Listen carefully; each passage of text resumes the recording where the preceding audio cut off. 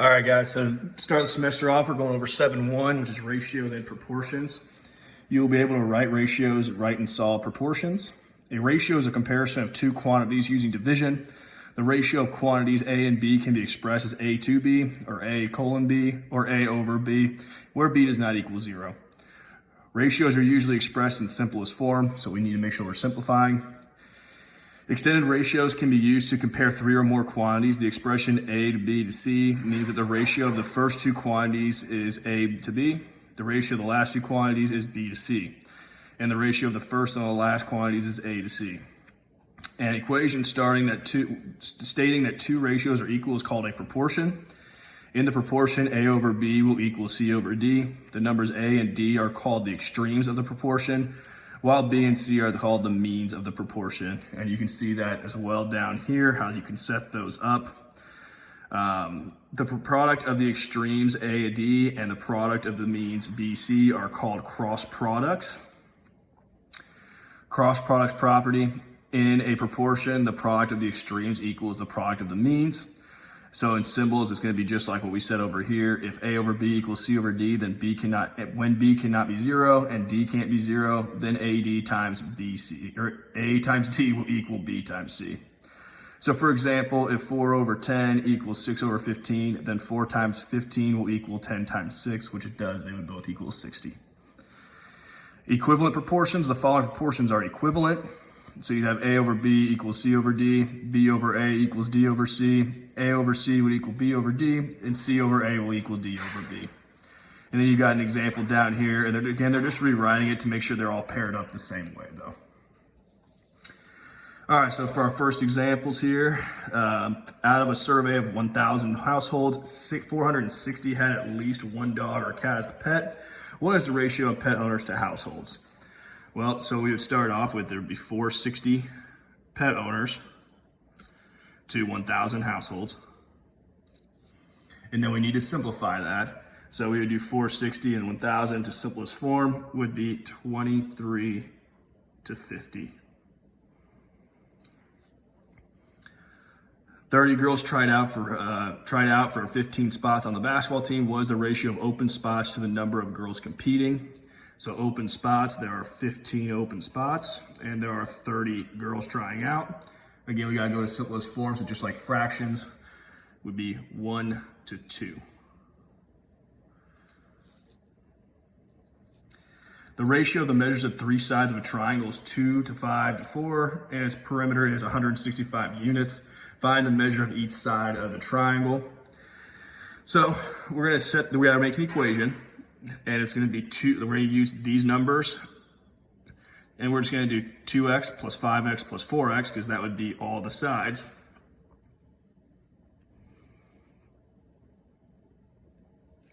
Would equal the perimeter, which is 165. So we know we got to add those together because it's perimeter. We add those sides up to find the perimeter. So now we just solve to find x. So I'd have 7 plus 4 is 11x. Equals 165. We divide by 11. So x is going to equal 15. And we need to find the measure of each side. So we've got 2x. So 2 times 15 is 30. The other side is 5. So 5x. So 5 times 15 is 75. And then 4 is the other side, which is 4x, so 4 times 15 is 60. Sorry, you guys can hear my dogs moving around back there behind us. Sorry about that. All right, so the ratios, the measures of three angles of a triangle are 4, 6, 8. Find the measure of each angle of the triangle. So we're gonna set this up very similar to number 3. We know the measure of the sum of the angles for a triangle is 180. And then we got 4x plus 6x plus 8x. Again, we're just using those numbers and putting an x to them and adding them up to equal 180. 4 plus 6 is 10, plus 8 is 18x, equals 180. Then we divide by 18, so we know x equals 10. And so we need to find the measure of each angle. So 4 times 10 is 40. 6 times 10 is 60. And 8 times 10 is 80. And if we add those all up, we would have 40 plus 60 is 100, plus 80 is 180. So we know that that worked out correct.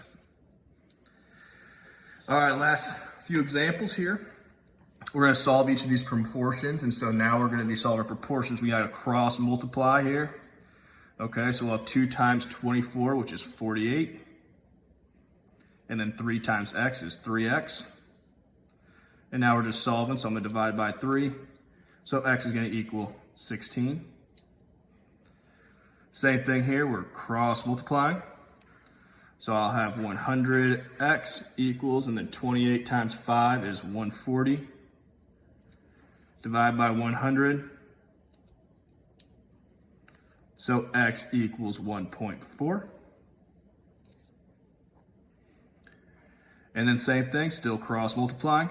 So I'll have 8 times x minus 3 equals 15, because 5 times 3 is 15. Distribute my 8, so I'll have 8x minus 24 equals 15. Add 24 to both sides, so I have 8x equals 39. And then divide by 8, so x will equal 4.875.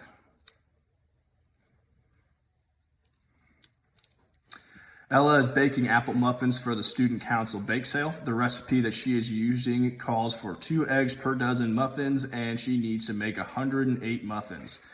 How many eggs will she need? So we're going to set this up as a proportion. So we'll have 2 eggs to a dozen muffins, so 2 over 12 equals, and then we don't know how many eggs it'll take to make 108 muffins. So again, we set it up where we have the muffins on the bottom and the egg stuff up top. And then we cross multiply. So I'll have 12x equals 216. Divide by 12. So x is going to equal 18. So she needs 18 eggs. And the last one, still cross multiplying. So I'll have 5 times 3x minus 1 equals 4 times 2x plus 4.